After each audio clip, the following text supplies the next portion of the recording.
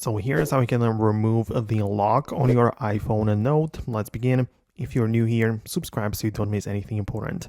So open up the Notes app and go to your Note, which is specifically titled with the or marked by the lock icon, which means that of course it's locked, it's password or passcode protected, and in order to unlock it or remove the lock, just make sure you are inside and tap one of the three dots in at the top right, and you can see we have the remove button. So the title says remove and the icon is like a strike through a lock icon. So you can do it like that.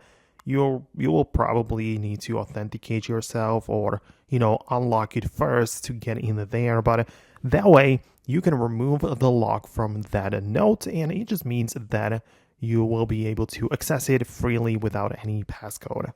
On the other hand, the entire Note application might be passcode protected because you can hold down on any of your icon on home screen and there is the ability to click on require Face ID, which locks not just a specific node, but the whole Notes application.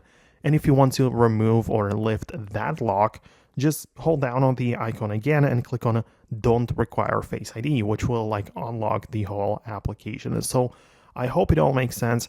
I just tried to explain it the best I could. So let me know what you think below. Subscribe for upcoming tutorials and videos like this one, and I'll see you later.